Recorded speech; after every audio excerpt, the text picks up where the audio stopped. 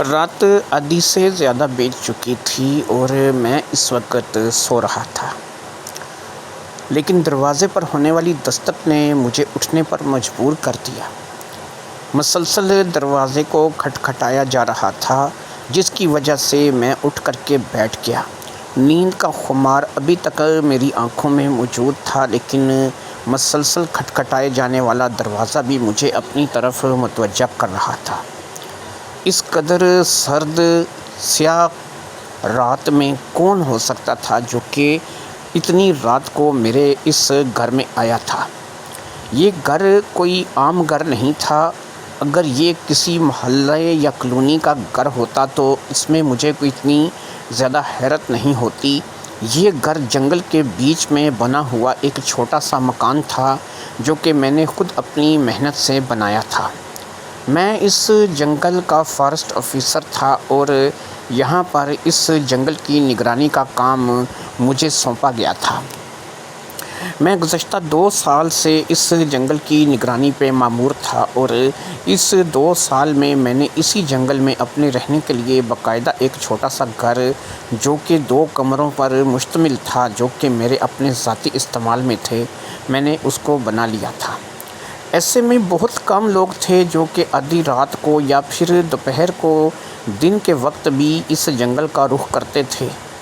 ویسے تو یہ جنگل خونخوار جنگلی جانوروں سے خالی تھا۔ یہاں پر زیادہ تر ایسے جانور پائے جاتے تھے جو کہ زیادہ ضرر رساں نہیں تھے اور ان سے آپ کو کسی قسم کی چوٹ کا یا تکلیف کا خطرہ نہیں تھا، لیکن کبھی کبھار کوئی بھیڑیا یا کوئی جنگلی سور یہاں پر اس جنگل میں کسی اور دوسرے دور دراز کے جنگلوں سے ہوتا ہوا آ نکلتا تھا، جسے یہاں پر میں اور میرے ساتھ کچھ لوگ اور تھے جو کہ دن کے وقت یہاں پر اس جنگل میں آتے جاتے رہتے تھے۔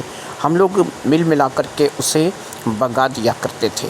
اب تو ایسا تھا کہ کوئی بھی ایسا خونخوار جانور اس طرف کا رخ نہیں کرتا تھا۔ شاید اسے بھی اس چیز کا اندازہ تھا کہ یہاں پر اس کی دال گلنے والی نہیں۔ لیکن رات کے 2 بجے اچانک سے میرے مکان کا دروازہ کھٹکھٹایا جانا اور پھر اس وقت میرے گھر پہ کسی کا آنا، یہ کسی خطرے کی علامت تھا۔ مجھے ایسا لگ رہا تھا کہ آنے والا کوئی انسان ہے، کیونکہ دستک بالکل کسی انسانی ہاتھ کی ہی مجھے سمجھ آ رہی تھی۔ ایسا نہیں لگتا تھا کہ کوئی جانور ہے جو کہ بولا بسرا ادھر آ گیا ہے اور وہ اپنے سینگوں سے یا پھر کسی طریقے سے اس دروازے کو کھٹکھٹا رہا ہے، کیونکہ مسلسل دستک ہو رہی تھی اور میری آنکھوں میں نیند کا خمار ابھی تک باقی تھا، لیکن اس کے باوجود میرا فرض تھا کہ میں اٹھ کر کے دروازہ کھولوں۔ سردی کی رات میں بستر سے نکلنا بھی ایک بہت مشکل مرحلہ ہوتا ہے، لیکن بہرحال میں نے اس مرحلے کو طے کیا اور اپنے بستر سے اپنی رضائی کو ایک سائڈ پر کرتا ہوا اٹھ کر کے کھڑا ہو گیا۔ میں نے اونچی آواز میں کہا کہ صبر کرو، آ رہا ہوں، اڑ کر نہیں آنا ہے، چل کر کے آنا ہے، تھوڑا سا صبر رکھو۔ میری اس بات کے جواب میں دوسری طرف سے دستک بند ہو گئی۔ شاید اس نے میری آواز کو سن لیا تھا۔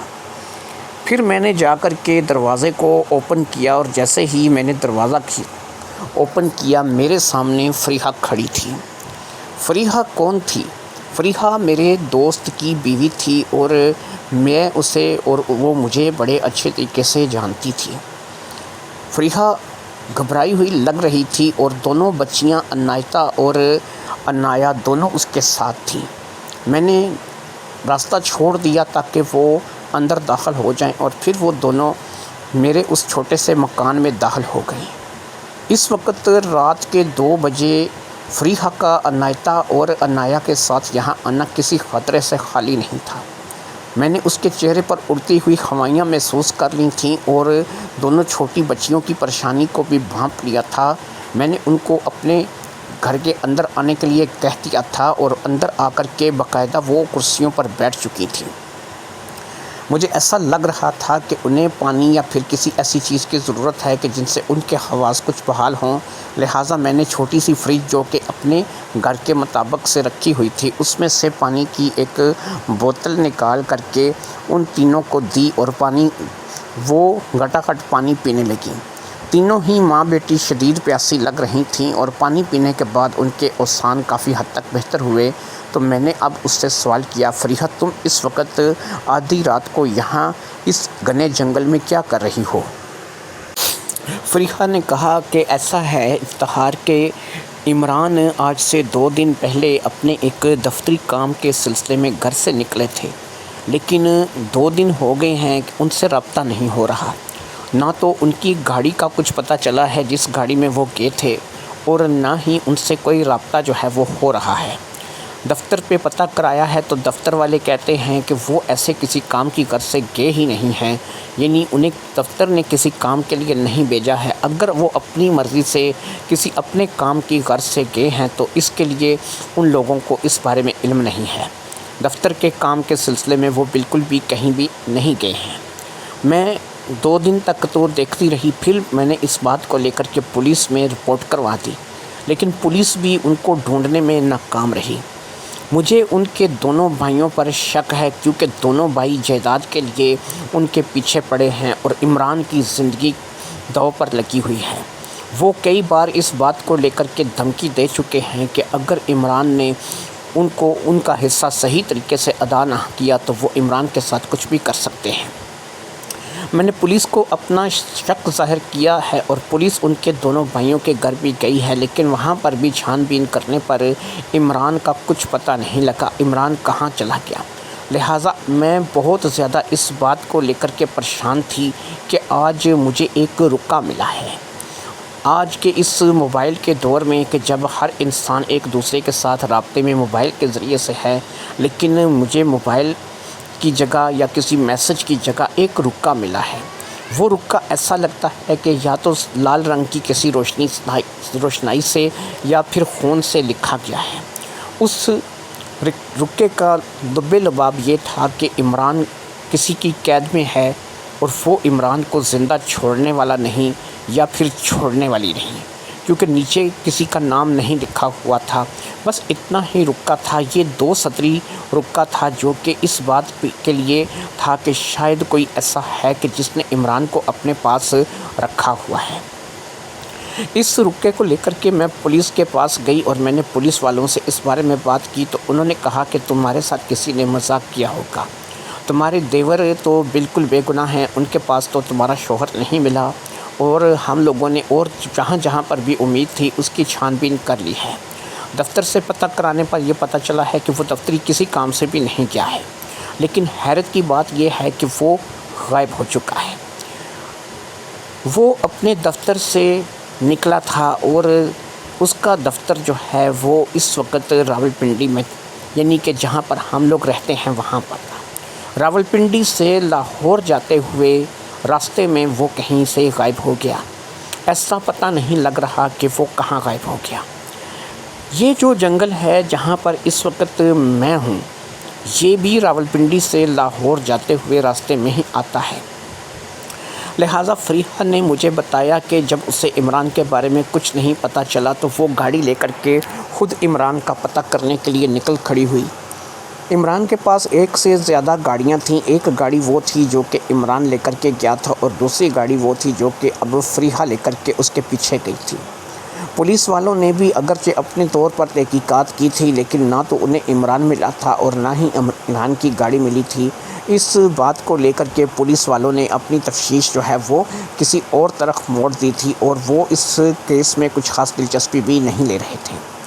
ایسے میں اب وہ یعنی کہ فریحہ خود ہی گاڑی لے کر کے نکل آئی تھی، اور پھر فریحہ نے کہا کہ جب میں راولپنڈی سے لاہور کی طرف سفر کر رہی تھی تو ایک جگہ پر مجھے ایسا لگا کہ شاید یہاں پر ٹائروں کے نشان ہیں، اور وہ ٹائر کا نشان کچھ ایسا لگ رہا تھا کہ شاید اس کے ساتھ ہی نیچے ایک گہری کھائی ہے۔ مجھے ٹائر کا نشان اور کھائی اور ٹوٹی ہوئی دیوار جو ہے وہ ایسے نظر آئی کہ جیسے کہ یہاں سے باقاعدہ کوئی گاڑی نیچے کھائی میں گری ہو۔ یہاں پر پہنچ کر کے میرا ماتھا ٹھنکا اور مجھے ایسا لگا کہ باقاعدہ یہاں پر کوئی ایکسیڈنٹ ہوا ہے اور کسی کی گاڑی نیچے کھائی میں گری ہے۔ میں نے اپنی گاڑی کو وہاں پر روکا اور خود وہاں پر جو کہ ساتھ میں پگڈنڈیاں سی بنی ہوئی تھی وہاں پر جا کر کے کھڑی ہو گئی۔ ان میں سے ایک پتھر کا ایسا لگتا تھا کہ باقاعدہ سے یہ پتھر کسی گاڑی کی چوٹ لگنے سے یا ٹکر لگنے سے ٹوٹا ہے۔ اب وہ پتھر جو تھا وہ ٹوٹا ہوا تھا اور مجھے ایسا لگ رہا تھا کہ گاڑی جیسے نیچے کھائی میں گری ہوگی۔ میں نے وہاں پہنچ کر کے پولیس کو رابطہ کرنے کی کوشش کی تو پولیس کا رابطہ مجھ سے نہیں ہو پا رہا تھا، کیونکہ وہاں پر موبائل کے سگنل ہی نہیں آ رہے تھے۔ ایسے میں مجھے جو ہے وہ ایک بات کا خیال آیا کہ تمہارا جنگل جو ہے وہ قریب ہی ہے اور مجھے تمہارے ساتھ رابطہ کرنا چاہیے۔ لہٰذا میں اس جنگل کی طرف بڑھ آئی اور میں نے اپنی گاڑی کا رخ اس جنگل کی طرف موڑ دیا۔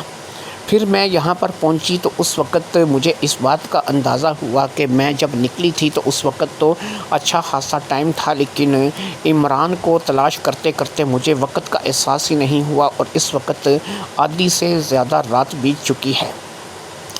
لہٰذا مجھے اب اس کے علاوہ اور کوئی چارہ نہیں تھا کہ میں تمہارے ساتھ رابطہ کرتی، کیونکہ جنگل میں اندر تک آ چکی تھی اور تمہارے گھر کے بالکل قریب تھی۔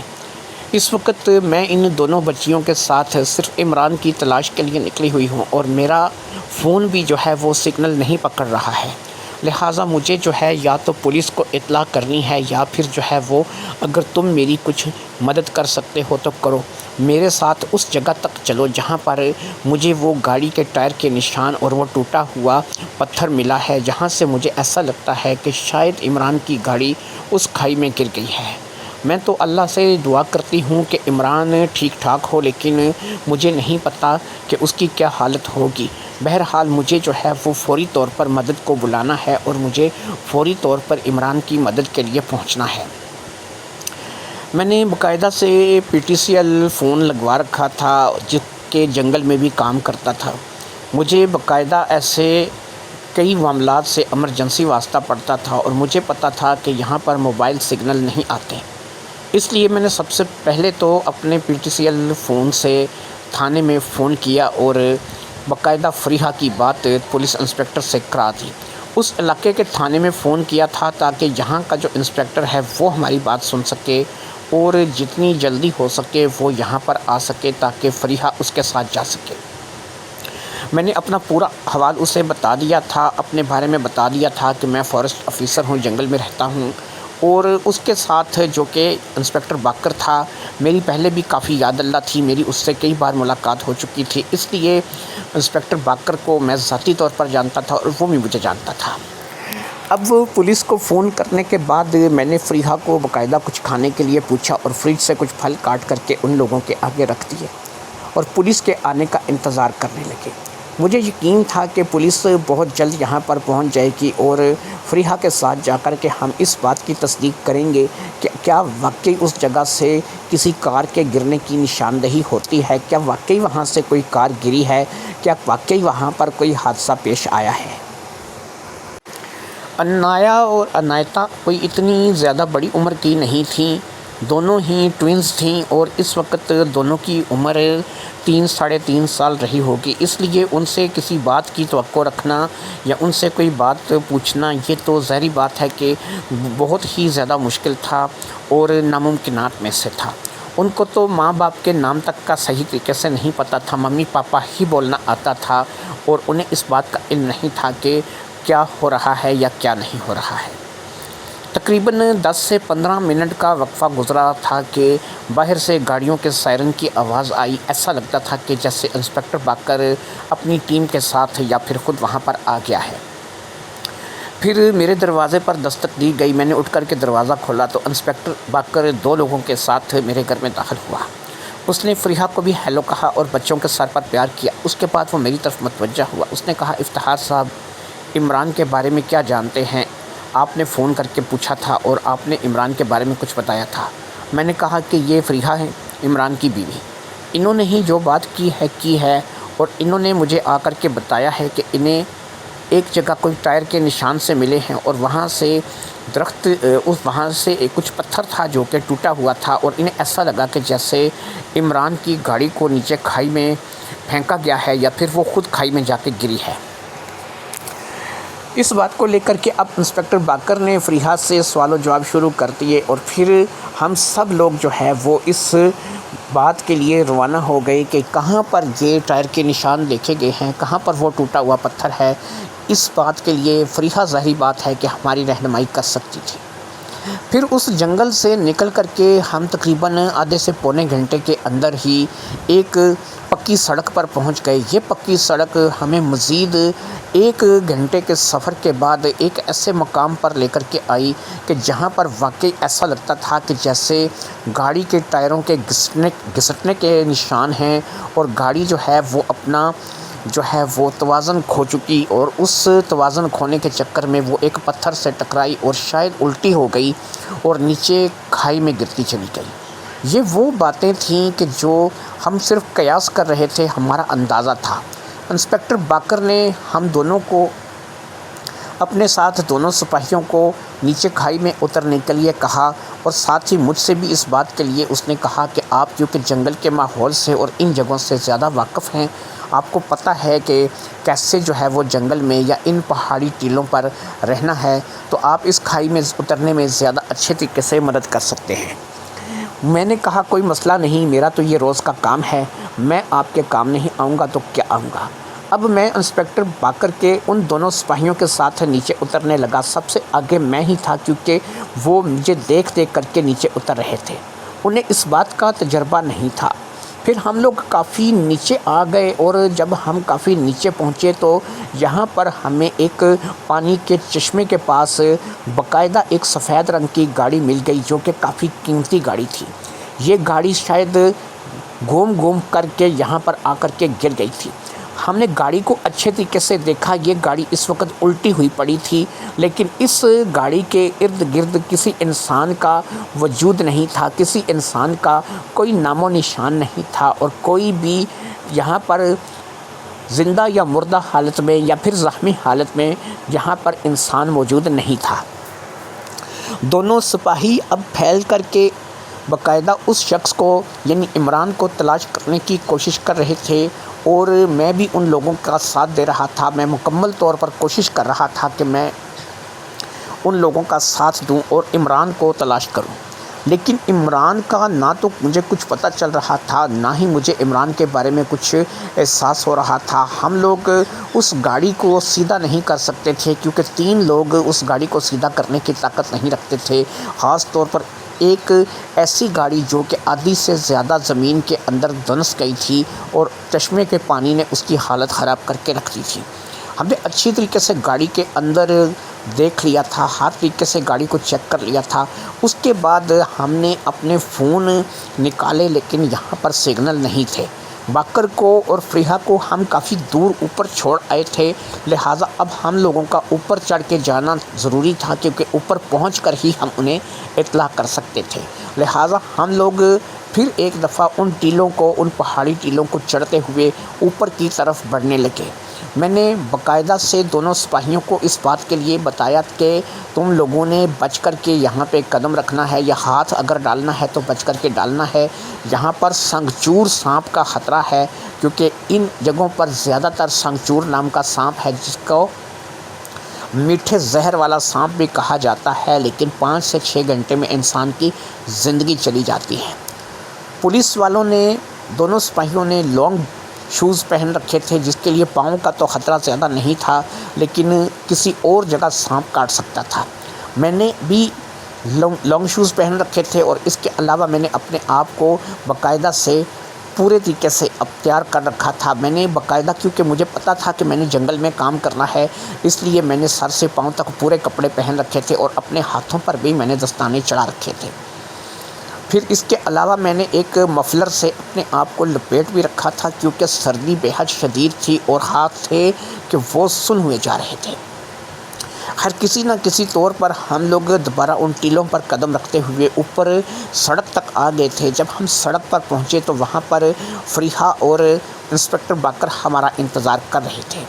میں نے اور دونوں سپاہیوں نے نیچے کی حالت انسپکٹر باقر کو اور فریحہ کو بتائی۔ گاڑی تو موجود تھی، اور گاڑی کا جو رنگ اور جو اس کے بارے میں بتایا گیا، اس کے لیے تو فریحہ نے فوری طور پر تصدیق کر دی کہ یہ گاڑی جو ہے یہ عمران ہی کی ہے، اور عمران ہی اسے چلا رہا تھا۔ انایا اور انایتا کو ہم نے گاڑی میں چھوڑ دیا تھا، جو کہ گاڑی فریحہ لے کر کے آئی تھی، کیونکہ باہر بہت زیادہ ٹھنڈ تھی، جس کی وجہ سے ان دونوں بچیوں کو کم از کم ہم لوگ باہر نہیں رکھ سکتے تھے۔ اب پولیس ٹیم طلب کرنے کا وقت تھا، اوپر آ کر کے باقاعدہ سگنل آ گئے تھے، اور یہ کیونکہ مین روڈ تھی، یہاں پر سگنل ملنا جو ہے یہ کوئی اجنبے کی بات نہیں تھی، لہٰذا یہاں پر فوری طور پر انسپکٹر باقر نے فون کر کے بیک اپ منگایا، اور کافی سارے لوگ اس گاڑی کے لیے یہاں پر آ گئے۔ پولیس کی کچھ ٹیم بھی پہنچ گئی تھی، اور کچھ لوگ ایسے بھی تھے کہ جو اس گاڑی کو باقاعدہ وہاں سے نکال سکتے تھے کرین کی مدد سے یا پھر کسی اور طریقے سے۔ بہرحال وہ گاڑی کافی نیچے کھائی میں گری ہوئی تھی، اس کو نکالنا بھی خالہ جی کا گر نہیں تھا۔ ساتھ ہی ساتھ کیونکہ بہت سارے لوگ پہنچ چکے تھے، جن کی تعداد کم سے کم 8 سے 10 رہی ہوگی، اس لیے سب لوگ اب پھیل کر کے اس علاقے میں عمران کو تلاش کر رہے تھے، لیکن عمران وہاں پر نہیں مل رہا تھا۔ اور سب سے حیرت انگیز بات یہ تھی کہ کوئی ایسا نشان نہیں ملا تھا کہ جس میں یہ پتہ چلے کہ خون کا کوئی قطرہ ہے یا خون کا کوئی دھبا ہے۔ ایسا معلوم ہوتا تھا کہ اس گاڑی کے کھائی میں گرنے سے پہلے عمران اس گاڑی سے کود چکا تھا، وہ اس گاڑی میں موجود ہی نہیں تھا، کیونکہ اگر وہ اس گاڑی میں ہوتا تو اس گاڑی میں خون کے کچھ نہ کچھ نشان یا پھر نیچے کسی پتھر پہ کسی جھاڑی پر خون کے نشان پائے جاتے، لیکن ایسا پولیس کو کچھ بھی نہیں ملا۔ 2-3 بجے کا ٹائم تو ظاہری بات ہے ہو چکا تھا کہ جس وقت ہم نے یہ کارروائی شروع کی تھی، اور پھر اس کے بعد ظاہری بات ہے کہ اس کارروائی کو کرتے ہوئے بھی ہمیں جتنا ٹائم لگا تھا اس میں اب دن نکلنے لگا تھا۔ صبح تک ہم لوگوں نے ہر طریقے سے ہر جگہ چھان ماری تھی، لیکن عمران گدھے کے سر سے سینگ کی طرح غائب تھا، پتہ ہی نہیں تھا کہ عمران کہاں تھا۔ فریحہ کی حالت دیدنی تھی، وہ انتہائی پریشان تھی، وہ اپنے شوہر کو لے کر کے واویلا کر رہی تھی، اس کی سمجھ میں نہیں آ رہا تھا کہ اب کیا ہو رہا ہے یا کیا ہونے والا ہے۔ ایسی صورت میں دونوں بچیاں بھی جو ہے وہ اب تک پریشان تھیں، فریحہ بھی پریشان تھی، اور فریحہ کے دیکھا دیکھی میں بھی پریشان تھا۔ انسپکٹر باقر نے اپنی پوری تسلی کرنے کے بعد کہ اس علاقے میں کم از کم کسی بھی جگہ پر عمران کی لاش موجود نہیں ہے، یا پھر عمران زخمی حالت میں یا زندہ یا مردہ کسی بھی حالت میں موجود نہیں ہے، اس کے بعد اس نے اس بات کے لیے ہاتھ کھڑے کر دیے تھے۔ اس نے کہا کہ کم از کم یہاں پر تو عمران کا نام و نشان نہیں، اور یہ گاڑی جو ہے یہ یہاں پر جو ہے وہ صرف کھائی میں گری ہے، اور گاڑی ہی ملی ہے۔ گاڑی اپنا توازن کھو بیٹھی، اس پتھر سے ٹکرائی اور نیچے کھائی میں جا گری، لیکن کیونکہ یہ کھائی کافی گہری ہے اس لیے وہ بہت مشکلوں کے ساتھ بہت دور تک لڑکھتی چلی گئی۔ انسپکٹر باقر نے فی الحال ہم سے اجازت لے لی تھی اور اپنی ٹیم کے ساتھ واپس چلا گیا تھا۔ فریحہ کو بھی اس نے کہا تھا کہ تم گھر چلی جاؤ اور گھر جا کر کے انتظار کرو، جیسے ہی ہمیں کوئی اچھی اطلاع ملے گی یا کوئی ایسی اطلاع ملے گی کہ جس سے ہمیں عمران کے بارے میں پتہ چلے، ہم تم سے رابطہ کریں گے۔ فریحہ دونوں بچیوں کو لے کر کے گھر کے لیے روانہ ہو گئی تھی۔ اس کی بھی اب امید ٹوٹتی چلی جا رہی تھی، اسے اس بات کا علم نہیں تھا کہ اب باقر جو ہے وہ کیسے عمران کو تلاش کرے گا، کیونکہ عمران کا تو کچھ بھی سراغ جو ہے وہ نہیں مل رہا تھا۔ مجھے بھی اجازت مل گئی تھی اور میں اپنے اسی چھوٹے سے مکان میں آ کر کے سو گیا تھا، کیونکہ میں سو نہیں پایا تھا، ساری رات کا جگراتا تھا، اور مجھے اب سونا جو ہے وہ میرا حق بنتا تھا۔ میرا ارادہ تھا کہ میں 11-12 بجے تک سوتا رہوں گا، اس کے بعد پھر میں انسپکٹر باقر کو فون کر کے اس سے اس کیس کی نئی معلومات کے بارے میں پوچھوں گا، جو کہ مجھے امید ہے کہ شاید کوئی نہ کوئی نئی معلومات جو ہے وہ اسے مل جائے گی۔ اگلی صبح میں تقریباً 11:30 بجے اٹھ چکا تھا۔ پھر اٹھ کر کے میں نے اپنے لیے ناشتہ بنایا، اور ناشتہ کرنے کے بعد جب میں تھوڑا اپنے آپ کو فریش فیل کرنے لگا تو میں نے انسپکٹر باقر کا فون نمبر ملا دیا۔ انسپکٹر باقر کو کال کرنے کے بعد مجھے اس بات کا پتہ چلا کہ کوئی بھی نئی بات پتہ نہیں چلی ہے اور نہ ہی عمران کا کچھ سراغ ملا ہے۔ بڑی ہی عجیب اور حیرت انگیز سچویشن تھی۔ راولپنڈی سے لاہور جاتے ہوئے ایک گاڑی کھائی میں گر کر کے بری طرح سے تباہ ہو جاتی ہے، لیکن گاڑی کا سوار گاڑی کے اندر موجود نہیں تھا، اور وہ کہاں چلا گیا؟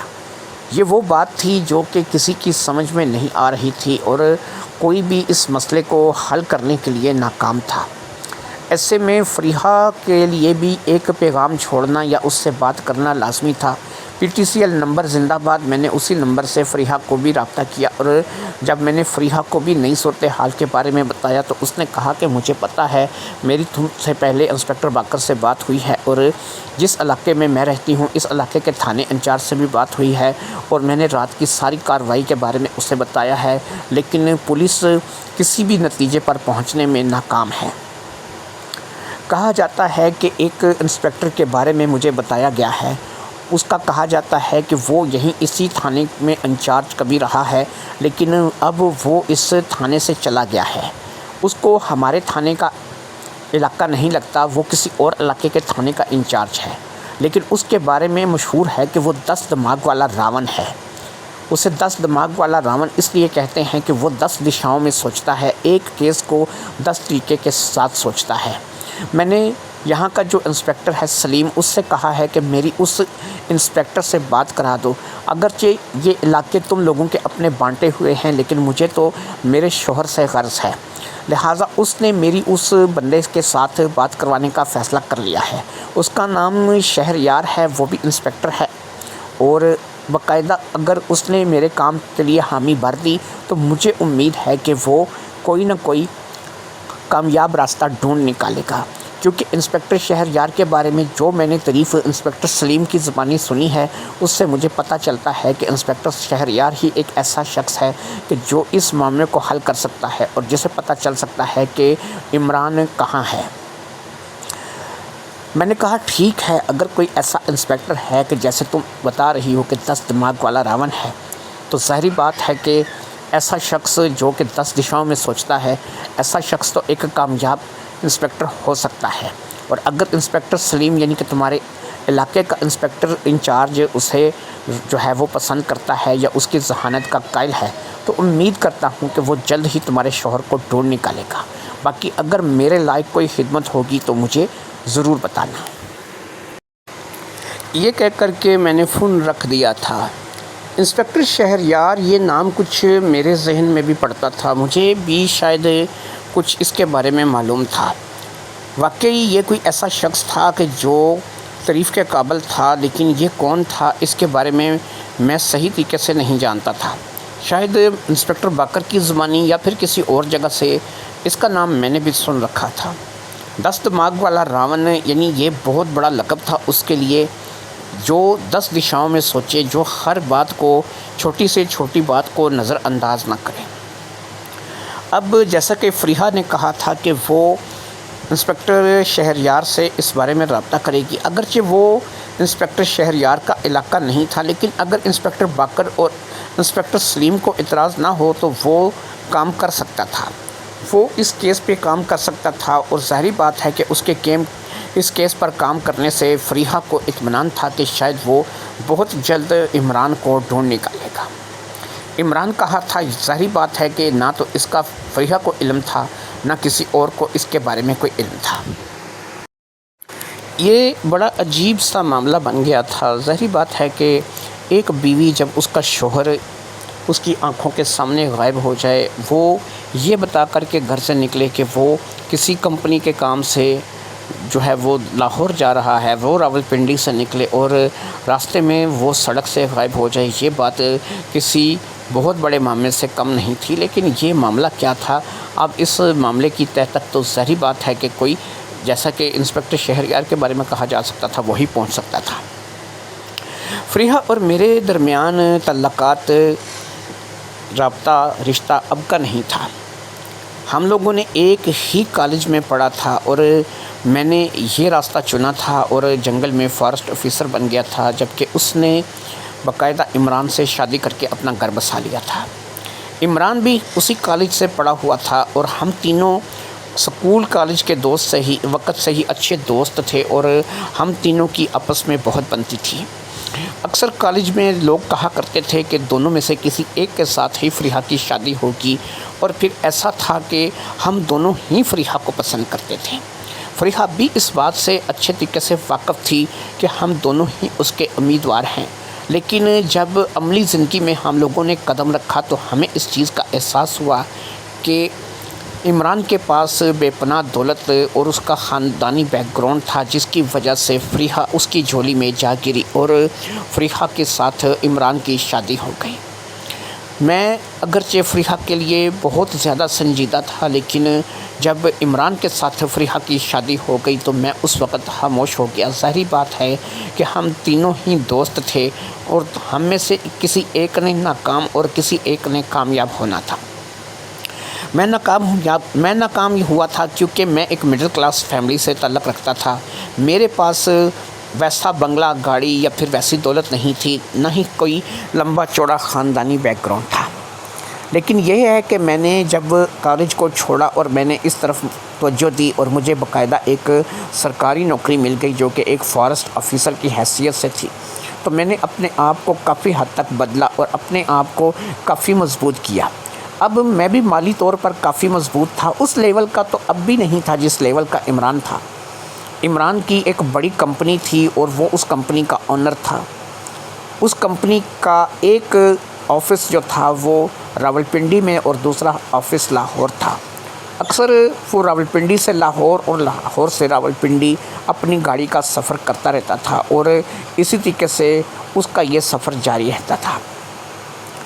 مجھ سے اس کا اکثر رابطہ رہتا تھا، میں بھی کبھی کبھار اس سے ملنے کے لیے چلا جاتا تھا، کبھی کبھار وہ بھی مجھ سے ملنے کے لیے یہاں پر آ جاتا تھا۔ اب ایسے میں ہم دونوں کی ملاقاتیں ہوتی رہتی تھیں، کبھی کبھی سکول کالج کی باتیں بھی چھڑتی تھیں اور کبھی کبھی جو ہے وہ فریحہ کو لے کر کے بھی کبھی بات ہو جاتی تھی۔ اسے بھی اس بات کا پتہ تھا کہ میں فریحہ کا امیدوار تھا، لیکن ظاہری بات ہے کہ وہ مجھے نہیں ملی تھی۔ آج سے 5 سال پہلے جب اس کی شادی فریحہ سے ہوئی تھی، اس وقت ظاہری بات ہے کہ مجھے اس بات کے لیے کافی دکھ لگا تھا، لیکن اس بات کو میں نے وقت کے ساتھ ساتھ بلا کر کے اپنے کام میں مگن ہو گیا تھا۔ میں نے شادی نہیں کی تھی، لیکن فریحہ کو میں اب بھی پسند کرتا تھا۔ ظاہری بات ہے کہ آپ کی پہلی محبت آپ اسے بھول نہیں پاتے، لیکن مجھے اتنا بھی پتہ تھا کہ اب وہ میرے دوست کی بیوی ہے اور ہمارے درمیان وہ تعلق اب چاہ کر بھی قائم نہیں ہو سکتا، جو کہ ظاہری بات ہے کہ اس کا اور عمران کا تعلق بن چکا تھا۔ کیونکہ ہمارے درمیان دوستی تو ہو سکتی تھی، تعلق داری بھی ہو سکتی تھی، لیکن محبت نہیں ہو سکتی تھی۔ اور محبت اس لیے نہیں ہو سکتی تھی کہ وہ ایک شخص کی بیوی تھی اور وہ شخص بہرحال میرا دوست تھا۔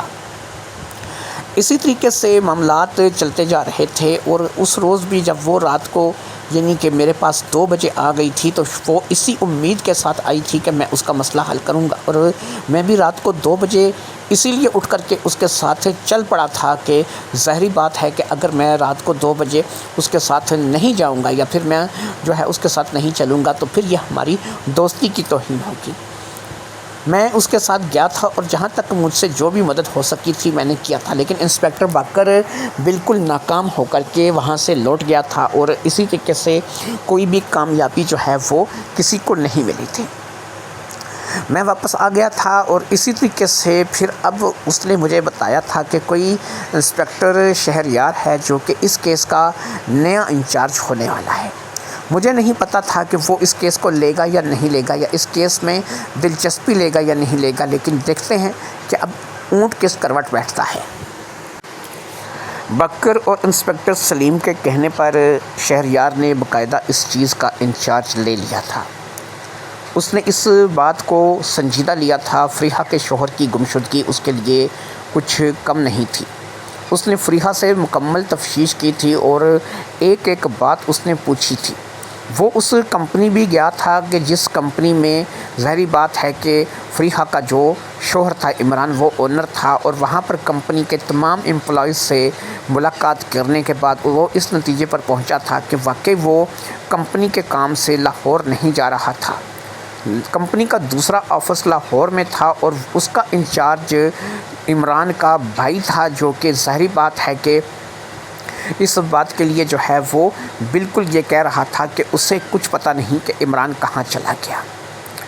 عمران کے 2 بھائی تھے جن کے ساتھ جائیداد کو لے کر کے عمران کا اچھا خاصا تنازع تھا، لیکن یہ جو بھائی لاہور میں تھا جو کہ دوسری کمپنی چلا رہا تھا، یہ وہ بھائی نہیں تھا۔ یہ بھائی وہ ایک واحد بھائی تھا جو کہ عمران کے ساتھ کھڑا تھا، دو بھائی جو تھے وہ عمران کے مخالف کھڑے تھے، اور ان دونوں کے ساتھ بھی انسپکٹر شہریار نے ایک ملاقات کر لی تھی، لیکن ملاقات پر ان لوگوں کا اعتماد اور ان لوگوں کا بات کرنے کا انداز ہی بتا گیا تھا کہ ان کی اپنے بھائی کے ساتھ جو بھی دشمنی ہے، جو بھی جائیداد کو لے کے معاملات ہیں، وہ صرف اس حد تک ہیں کہ وہ اس حد تک نہیں جا سکتے کہ اپنے بھائی کو اس قسم کا نقصان پہنچائیں یا اپنے بھائی کو صفحہ ہستی سے مٹا دیں یا پھر اس کو غائب کر دیں۔ تنازع صرف ایک پلاٹ کا تھا جو کہ تینوں چاروں میں سے کسی ایک کے حصے آتا تھا، اور عمران اس پہ اپنا حق جماتا تھا، جبکہ باقی کے تینوں بھائی اس پہ اپنا حق جماتے تھے۔ لاہور والا اس حق سے دستبردار تھا، اس نے کہہ دیا تھا کہ مجھے اس بات کا یقین ہے کہ یہ عمران ہی کا حق ہے، اس لیے وہ اس معاملے سے پیچھے ہٹ گیا تھا، لیکن باقی جو دونوں تھے وہ اس بات کو لے کر کے پیچھے ہٹنے کے لیے تیار نہیں تھے، لہٰذا ان دونوں کا یہی موقف تھا کہ یہ پلاٹ جو ہے وہ ان میں سے کسی ایک کا ہے۔ وہ دونوں اپنی جگہ ایک ساتھ ملے ہوئے تھے، اور یہاں پر یہ دونوں بھائی اپنی جگہ ایک ساتھ ملے ہوئے تھے، یعنی ان چاروں میں بس دو بھائی اس طرف تھے اور دو بھائی جو تھے وہ اس طرف تھے، لیکن ان تمام باتوں کے چلتے انسپکٹر شہریار کو نہیں لگتا تھا کہ صرف ایک زمین کے ٹکڑے کے لیے بھائی کو غائب کر دیا جائے یا بھائی کو جو ہے وہ بالکل جو ہے وہ اس طریقے سے نقصان پہنچا دیا جائے۔ شہریار نے اب اس موقع پہ پہنچنے کا فیصلہ کیا تھا اور اس جگہ کا معائنہ کرنے کا فیصلہ کیا تھا کہ جہاں پر باقاعدہ اس گاڑی کا ایکسیڈنٹ ہوا تھا اور وہ گاڑی کھائی میں گری تھی۔ وہ انسپکٹر باقر اور انسپکٹر سلیم کے ساتھ اور فریحہ کو ساتھ لے کر کے اس جگہ پر پہنچا تھا۔ وہاں پہنچ کر کے جب اس نے ٹائروں کے نشان کا اور اس ٹوٹے ہوئے پتھر کا جائزہ لیا، اور اس کے بعد اس نے اس گاڑی کو جہاں سے وہ اٹھائی گئی تھی، جہاں پر وہ گاڑی جا کر کے گری تھی، ان تمام باتوں کا جائزہ لیا، تو وہ اس نتیجے پر پہنچا کہ یہ گاڑی جس وقت یہاں سے نیچے گرائی گئی تھی اس وقت اس گاڑی میں کوئی شخص بیٹھا ہوا ہی نہیں تھا، یہ گاڑی صرف چلا کر یہاں سے چھوڑ دی گئی تھی، اور یہ گاڑی اپنے دم پر آگے گئی، پتھر سے ٹکرائی اور پھر الٹی اور الٹ بازیاں کھاتی ہوئی نیچے دور گہری کھائی میں جا کر کے چشمے کے پاس گری، اور اس دوران کوئی بھی آدمی موجود نہیں تھا۔ اب اس میں دو سوال تھے۔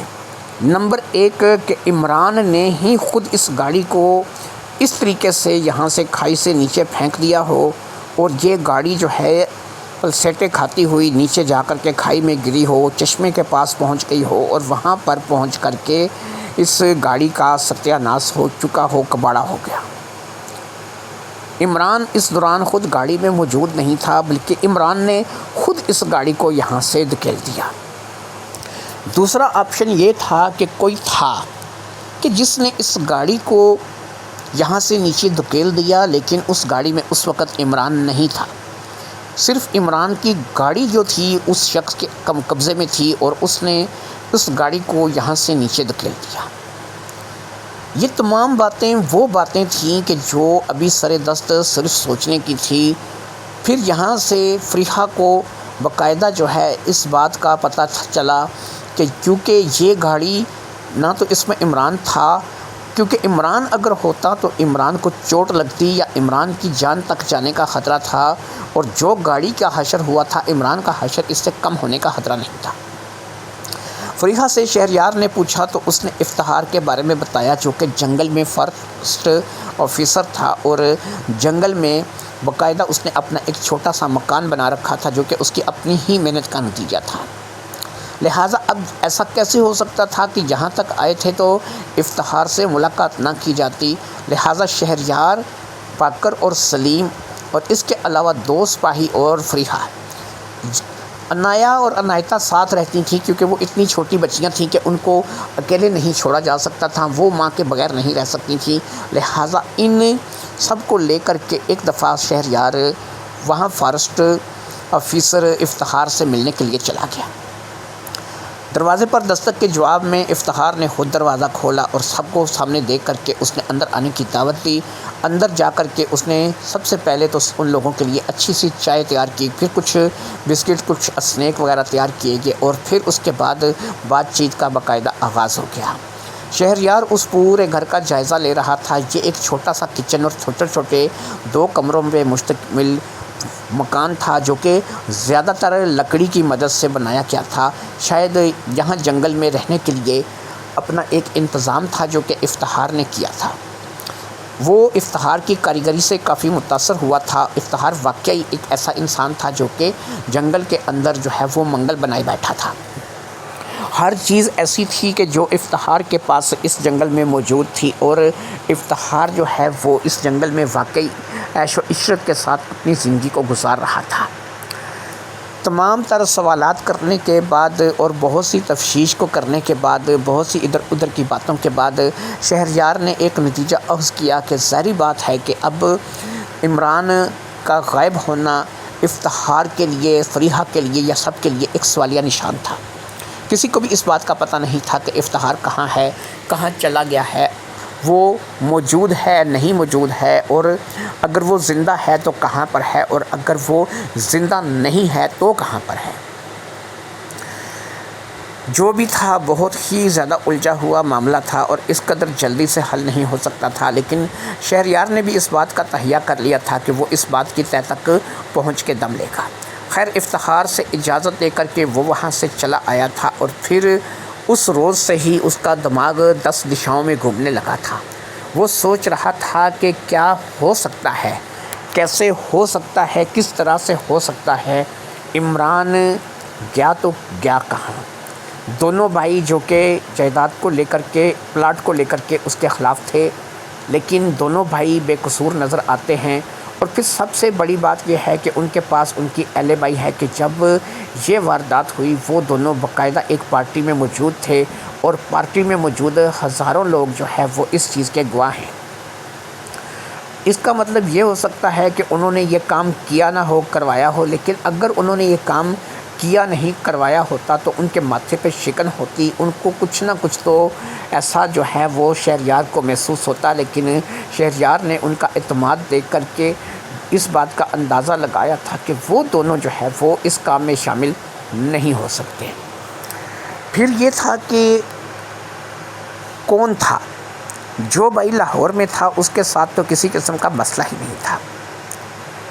ایک راستہ تھا جو کہ شہریار کو نظر آتا تھا اور وہ راستہ تھا کہ ان کی اپنی زندگی، فریحہ اور عمران کی اپنی زندگی کیسی گزر رہی تھی، کیونکہ یہ بات جاننا بے حد ضروری تھا کہ فریحہ اور عمران اس شادی کو لے کر کے خوش تھے یا وہ اس شادی سے خوش نہیں تھے، کیونکہ ایسا کئی بار ہوتا ہے کہ جب شادی میں خوشی نہیں ہوتی، زندگی میں خوشی نہیں ہوتی تو انسان کنارہ کشی اختیار کرتا ہے۔ ایسا ہو سکتا تھا کہ کہیں عمران نے صرف آنکھوں میں دھول جھونکنے کی کوشش نہ کی ہو اور غائب ہو گیا ہو، لیکن پھر سوال یہ تھا کہ اتنی زمین، جائیداد، دولت، 2 کمپنیاں چھوڑ کر کے وہ کیوں غائب ہوگا؟ ان تمام چیزوں کی مالیت کروڑوں روپے میں تھی جو کہ اس کی زندگی کے لیے بہت زیادہ ضروری تھی۔ ہاں، اگر اس کے پاس روپیہ، پیسہ، دولت نہ ہوتی اور وہ غائب ہو جاتا تو اس بات کو مانا جا سکتا ہے، لیکن اتنا سب کچھ ہونے کے باوجود وہ غائب کیوں ہوگا؟ لیکن پھر بھی فریحہ اور عمران کے تعلقات کیسے تھے، ان کی زندگی کیسی گزر رہی تھی، ان کی زندگی میں خوشی کس حد تک تھی، یہ جاننا لازمی تھا، اور یہ انہی لوگوں سے جانا جا سکتا تھا کہ جو ان کی زندگی میں زیادہ قریب تھے۔ لہٰذا سب سے بہتر تو یہی تھا کہ عمران کے بھائیوں سے، ان کی بھابھیوں سے مل کر ہی اس بارے میں بات کی جائے، کیونکہ عمران کے والدین نہیں تھے اور یہی اس کے رشتہ دار تھے جو کہ قریبی تھے، لیکن ایک پلاٹ کو لے کر کے ان کے درمیان چپکلش ضرور تھی، لیکن ایسا نہیں تھا کہ وہ ایک دوسرے کو بھائی نہ مانتے ہوں، وہ بھابھیاں نہ مانتی ہوں، اس لیے ان سے اس بارے میں بات کرنا ضروری تھا۔ اور پھر عامر کی طرف بھی جانا ضروری تھا جو کہ لاہور میں تھا، یا پھر عامر کو یہاں بلانا بھی ضروری تھا، کیونکہ عامر ایک ایسا شخص تھا جو کہ اپنے بھائی کے سب سے زیادہ قریب تھا، وہ عمران کے بارے میں جو بتا سکتا تھا، ہو سکتا ہے کہ باقی دونوں بھائی نہ بتا سکیں، لیکن سب سے پہلے دونوں بھائیوں سے ملنا ضروری تھا۔ لہٰذا اب شہریار نے دونوں بھائیوں سے ملاقات کی اور ان کی فیملیوں سے ملاقات کی، تو یہ عقدہ کھلا کہ اگرچہ فریحہ اور عمران کی شادی ایک کامیاب شادی کہی جا سکتی ہے، لیکن کئی معاملات پہ ان کے آپس میں جھگڑے ہوتے تھے اور یہ اپنی شادی کو لے کر کے خوش نہیں تھے۔ خاص طور پر ایک معاملہ ایسا تھا کہ جس کو لے کر کے اکثر ان کے درمیان لڑائی چلتی تھی، اور وہ معاملہ تھا کہ افتخار جو کہ ان دونوں کا مشترکہ دوست تھا، وہ کالج کے زمانے سے ہی فریحہ کو پسند کرتا تھا۔ عمران ہمیشہ اسے اس بات کا طعنہ دیا کرتا تھا کہ اسے لگتا ہے کہ اب بھی افتخار اسے پسند کرتا ہے، بس وہ اپنی زبان سے اس بات کا اظہار نہیں کرتا، لیکن وہ اسے پسند کرتا ہے۔ اس بات کو لے کر کے فریحہ کہتی تھی کہ مجھے معلوم ہے کہ وہ مجھے پسند کرتا ہے، لیکن اس میں اب میں کیا کر سکتی ہوں، کیونکہ اگر وہ مجھے پسند کرتا ہے تو اب میں اسے تو نہیں کہہ سکتی کہ بھئی تم جو ہے وہ اپنی آنکھیں پھوڑ لو یا پھر جو ہے وہ کوئی ایسی بات مت کرو۔ وہ تمہارا بھی اتنا ہی دوست ہے جتنا کہ میرا دوست ہے، دوستی کے رشتے کے ناطے ہم لوگ اب تک چلتے چلے آ رہے ہیں، لہٰذا اب ایسا کیسے ہو سکتا ہے کہ میں تمہاری بیوی ہوں، اور اگر میں نے اسے ہی منتخب کرنا ہوتا تو میں کالج میں ہی تمہیں منتخب کیوں نہ کرتی۔ لیکن پھر بھی ان باتوں کو لے کر کے دونوں میاں بیوی کے درمیان کافی طنزیہ جملے کا تبادلہ ہوتا تھا۔ یہ وہ باتیں تھیں جو کہ دونوں بھائی اور اس کی فیملی سے پتہ چلی تھیں، اور شہریار کافی حد تک اس بات کو لے کر کے سمجھ گیا تھا کہ یہ معاملہ جو ہے یہ واقعی جو ہے اس معاملے کو لے کر کے دونوں میں کچھ جھگڑے ہوتے ہوں گے۔ عامر کو بلا لیا گیا تھا اور عامر بھی واپس آ گیا تھا، یعنی لاہور سے اپنے کام کاج چھوڑ کر کے آ گیا تھا، کیونکہ اسے بھی پتہ چل چکا تھا کہ بھائی غائب ہے اور 3-4 دن سے بھائی کا کچھ پتہ نہیں چل رہا ہے۔ پھر جب عامر آیا تو عامر سے بھی اس بارے میں سوال جواب کیا گیا، تو اس نے بھی یہی بتایا کہ اسے ایسا لگتا تھا کہ افتخار، عمران اور فریحہ یہ تینوں اب بھی ایک دوسرے کے لیے اتنا ہی لگاؤ رکھتے ہیں جتنا کہ پہلے رکھتے تھے، لیکن فریحہ کے بارے میں یہ کہوں گا کہ فریحہ عمران سے شادی کرنے کے بعد صرف عمران کی ہو کر کے رہ گئی تھی۔ اسے اپنی بچوں کا خیال تھا، اسے عمران کا خیال تھا، وہ افتخار کو صرف اتنا ہی پسند کرتی تھی جتنا ایک دوست کی حیثیت سے، کیونکہ اس بات کو لے کر کے عمران کبھی کبھی مجھ سے ڈسکس کرتا تھا، اور مجھے عمران باقاعدہ یہ بتاتا تھا کہ وہ فریحہ کو تنگ کرنے کے لیے ایسے ہی کبھی کبھی اسے چھیڑ دیتا ہے، لیکن فریحہ کی محبت میں کوئی کمی نہیں، وہ عمران ہی سے محبت کرتی ہے۔ اس بات کے چلتے اب عامر نے بھی اس بات کی تصدیق کر دی تھی کہ تینوں کے درمیان کچھ نہ کچھ تو تھا۔ ایک بات جو شہریار نے یہاں پر سوچی تھی، اور شہریار کا دماغ جس طرف جا رہا تھا وہ سوچ رہا تھا کہ ایسا ہو سکتا ہے کہ دولت حاصل کرنے کے لیے عمران سے شادی کا ڈھونگ فریحہ نے رچایا ہو، اور بظاہر اس نے ایسا سمجھنا شروع کیا ہو یا لوگوں کو باور کرایا ہو کہ وہ افتخار کے لیے اپنے دل میں کوئی محبت نہیں رکھتی، بس وہ دوست ہیں۔ پھر جب وہ اس لیول پر پہنچ گئی کہ اسے اس بات کا پتہ چلا کہ اب وہ عمران کے ہر سیاہ اور سفید کی برابر کی حقدار ہے، اور اگر عمران نہیں رہتا تو یہ تمام دولت، جائیداد، سب کچھ جو ہے یہ فریحہ کے پاس ہی آئے گا، کیونکہ بھائی تو پہلے ہی اپنے اپنے حصے لے کر کے علیحدہ ہو چکے ہیں۔ ایک پلاٹ ہے تو وہ اگر فریحہ چھوڑ بھی دے گی تو اسے کچھ فرق نہیں پڑے گا، وہ کروڑوں پتی ہو جائے گی، صرف اگر عمران نہ رہے تو سب چیزوں پر اس کا اپنا قبضہ ہو جائے گا۔ پھر اگر عمران نہیں رہتا تو ایسے میں فریحہ ایک واحد ایسی عورت ہے کہ جو دونوں کمپنیوں کی اس زمین جائیداد کی اکلوتی وارث ہے۔ کیا ایسا ہو سکتا ہے کہ فریحہ نے ہی عمران کو کہیں غائب کر دیا ہو؟ کیا فریحہ کا اس کے پیچھے ہاتھ ہو سکتا ہے؟ کیا فریحہ ڈبل گیم کر رہی ہے؟ کیا فریحہ ان لوگوں میں سے ہو سکتی ہے؟ کیونکہ جیسے کہ تینوں بھائیوں نے اور 2 بھائیوں کی فیملی نے اس بات کو قبول کیا تھا کہ تینوں کی دوستی کالج کے زمانے سے تھی اور تینوں کی محبت بھی اسی وقت سے تھی۔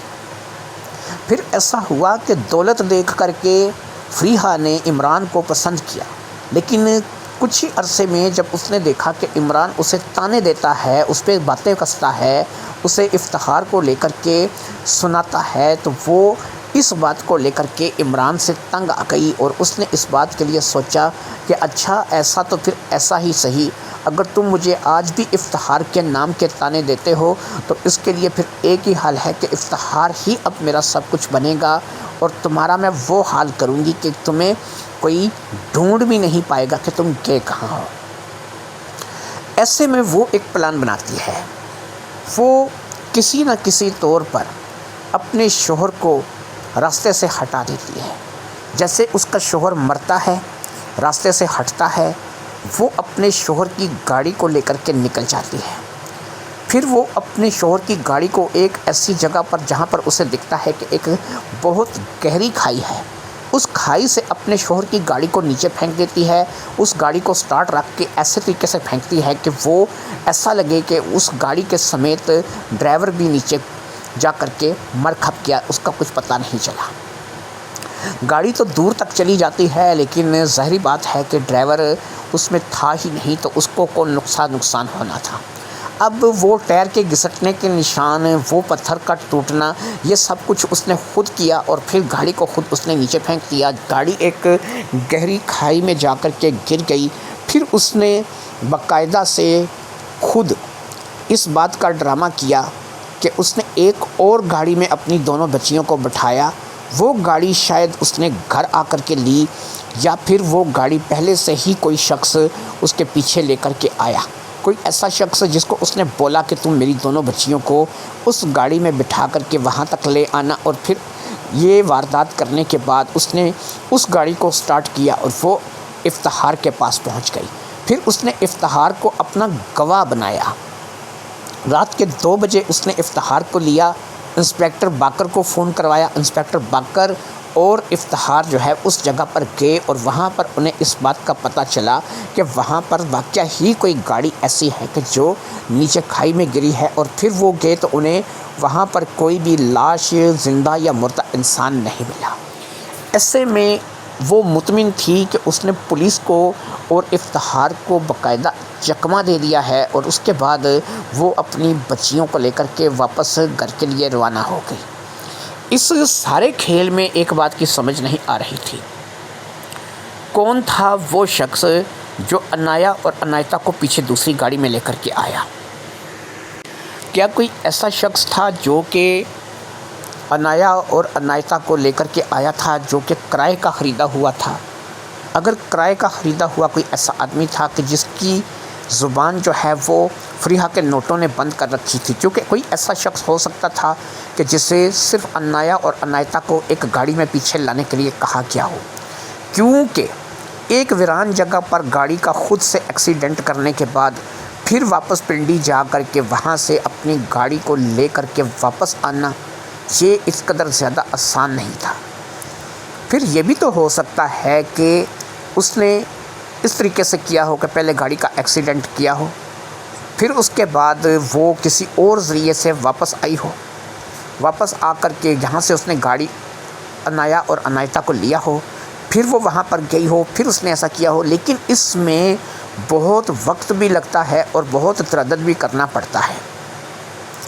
پھر سردی تھی، سردی کی رات تھی، سیاہ کالی رات تھی، اس نے ایسا کیا یا نہیں کیا۔ پھر یہ ایکسیڈنٹ ایک ایسی روڈ پر ہوا ہے کہ جہاں پر ٹریفک نہ ہونے کے برابر ہوتی ہے۔ وہ واپس کیسے آئی ہوگی؟ اگر وہ پنڈی آئی تو اسے پنڈی واپس آنے کی گاڑی کہاں سے ملی ہوگی؟ وہ واپس کیسے آئی ہوگی؟ یہ ناممکن ہے۔ یہی ممکن ہے کہ اس نے کسی کو پیسے دے کر کے کہا کہ میرے پیچھے عنایا اور عنایتا کو لے کر کے تم فلاں جگہ تک آؤ گے۔ وہاں پر پہنچ کر کے اس نے باقاعدہ ایک ایکسیڈنٹ کا ڈرامہ رچا۔ ڈرامہ رچنے کے بعد اس نے اس گاڑی کو نیچے پھینک دیا۔ پھر وہ عنایا اور عنایتا کو لے کر کے باقاعدہ افتخار کی طرف گئی۔ اس دوران اس نے اس شخص کو وہاں سے چلتا کر دیا۔ وہ شخص کسی بھی طریقے سے وہ وہاں سے نکل گیا، کیونکہ کم ہی صحیح لیکن اس روڈ پر ٹریفک چلتی تو تھی۔ وہ شخص لفٹ لے کر کے بھی مین روڈ تک، مین ٹریفک تک جا سکتا تھا، وہاں سے کوئی آتا جاتا اسے لفٹ دے سکتا تھا، لہٰذا اس نے اس شخص کو وہاں سے روانہ کر دیا۔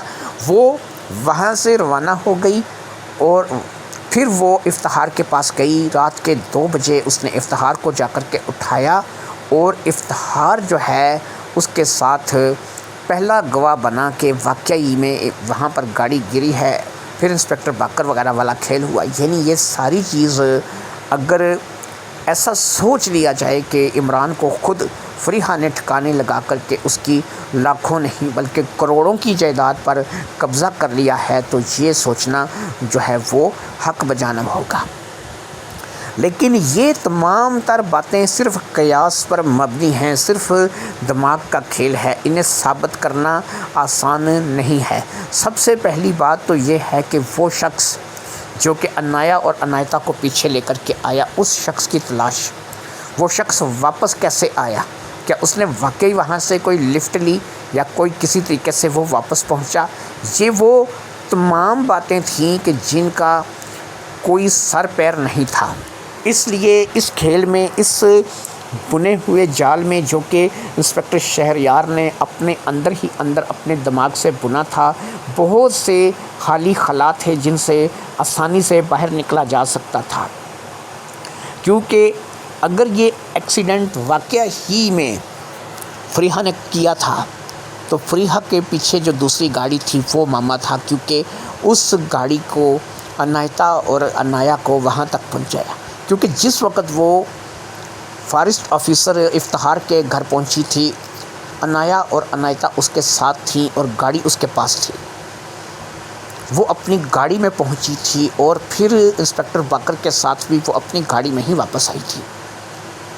تو کیا ایسا سوچا جا سکتا ہے کہ وہ بے گناہ ہو، اس کا اس کیس سے کوئی تعلق نہ ہو؟ پھر یہ ہے کہ ایک کام اور بھی ہو سکتا ہے کہ کسی شخص کو اس نے پیسے دے کر کے عمران کی گاڑی کو ٹھکانے لگانے کا بولا ہو. پھر وہ عمران کی گاڑی کو ٹھکانے لگا کر کے جب اس نے عمران کی گاڑی کو کھائی سے نیچے پھینک دیا تو پیچھے فریحہ عنایہ اور عنایتا کو لے کر کے اپنی گاڑی میں آ گئی.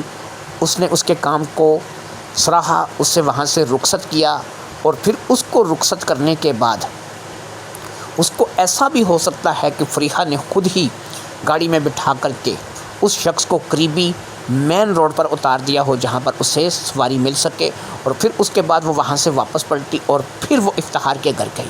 یعنی یہ وہ تمام باتیں تھیں کہ جو فریحہ کے لیے سوچی جا رہی تھیں، اور انسپکٹر شہریار کا دماغ اس سڑک پر کام کر رہا تھا، وہ اس راستے پر کام کر رہا تھا کہ ایسا ہو سکتا ہے. یہ بات کوئی اچنبے کی نہیں ہے، یہ بات واقعہ ہی ہو سکتی ہے. لیکن بہرحال اس میں کیا سچ تھا، کیا جھوٹ تھا، کیا ہونا تھا، کیا نہیں ہونا تھا، اس بات کا کسی کو پتہ نہیں تھا. صرف دماغ کے گھوڑے دوڑانے سے یا اپنے دماغ کو ہر طرف دوڑانے سے اس کیس کا حل نہیں نکلنا تھا. اگر فریحہ ہی ایسی عورت تھی کہ جس نے اپنے شوہر کے خلاف کوئی سازش رچی تھی تو کس طریقے سے یہ کام ہوا تھا، اس نے اپنے شوہر کو کیوں ٹھکانے لگایا تھا، کس طریقے سے اس نے یہ کیا تھا، اس کے بارے میں جاننا ضروری تھا. کیونکہ فریحہ کے اوپر سب سے زیادہ شک اس لیے تھا کہ یہ کروڑوں کی جائیداد اس کے شوہر کے مرنے کے بعد اسی کے نام ہوگی. پتہ نہیں کہ عمران مر چکا تھا یا زندہ تھا. اگر وہ زندہ تھا تو کہاں تھا، لیکن اگر وہ مر چکا تھا تو اس کی موت کے پیچھے سب سے زیادہ تگڑا ہاتھ فریحہ کا ہو سکتا تھا. کیونکہ فریحہ ایک ایسی عورت تھی کہ جس کے پاس اب لاکھوں یا کروڑوں آ چکے تھے. 2 کمپنیاں، راولپنڈی والا بنگلہ، 2 3 گاڑیاں، اس کے علاوہ بہت زیادہ بینک اکاؤنٹ میں موجود رقم، اور ان تمام پر اب حاکمیت کس کی تھی؟ صرف اور صرف فریحہ کی. فریحہ عمران کے قتل میں، عمران کو غائب کرنے میں شامل ہو سکتی تھی. لیکن سوال یہ تھا کہ عمران کہاں تھا؟ عمران کے بارے میں کچھ بھی پتہ نہیں چل رہا تھا. نہ تو اس کے زندہ ہونے کی کوئی اطلاع تھی، نہ اس کے مرنے کی کوئی اطلاع تھی، نہ ہی یہ پتہ تھا کہ عمران کی لاش اگر ہے تو کہاں پر ہے، اگر وہ زندہ ہے تو کہاں پر ہے. دولت کے لیے لوگ اپنا ایمان تک بیچ دیتے ہیں، اور جیسے کہ دولت کے چلتے ہی اس نے افتخار کو چھوڑ کر کے عمران سے شادی کی تھی. کیونکہ افتخار کے پاس اس وقت کچھ بھی نہیں تھا. وہ ایک مڈل کلاس فیملی سے تعلق رکھتا تھا، اس کے پاس نہیں تھا. عمران کے پاس تھا، اس کا خاندانی بیک گراؤنڈ، اس کی دولت، روپیہ، پیسہ، سب کچھ. تو اگر ایک بار ایک عورت دولت کے لیے کسی شخص کو منتخب کر سکتی ہے تو اسی دولت کے لیے وہ اسے ٹھکانے پہ لگا سکتی ہے۔ بہرحال جو بھی تھا، سب سے زیادہ شہریار کا شک جو تھا وہ فریحہ کے اوپر جا رہا تھا۔ فریحہ اس کھیل کا اہم کردار دکھائی دے رہی تھی، مگر سب سے بڑی بات یہ تھی کہ یہ صرف قیاس آرائیاں تھیں، یہ کڑیاں ایسی کڑیاں تھیں کہ جو آپس میں صحیح طریقے سے بیٹھ نہیں رہی تھیں۔ مگر شہریار بھی ہمت ہارنے والوں میں سے نہیں تھا، اسے پتہ تھا کہ اس نے اس کیس پر کام کرنا ہے، اور اب خود فریحہ اسے اس کیس میں لے کر کے آئی تھی، جبکہ اسے سب سے زیادہ شک بھی فریحہ پر ہی جا رہا تھا۔ شاید فریحہ ایک ایسی اکلوتی عورت تھی کہ جسے سب سے زیادہ فائدہ اپنے شوہر کے مرنے سے ہوا تھا۔ ایک شخص اور تھا کہ جسے عمران کے مرنے سے یا عمران کے غائب ہو جانے سے فائدہ تھا، وہ افتخار تھا۔ اسے اپنی 5-6 سال پرانی محبت فریحہ کی شکل میں مل جاتی، لیکن سوال یہ تھا کہ کیا اب اتنی دولت مند ہو کر کے فریحہ اسے قبول کرتی؟ ویسے تو کم اب وہ بھی نہیں رہا تھا، وہ بھی اچھا خاصا کماتا تھا، تو کیا یہ کام افتخار کا ہو سکتا تھا؟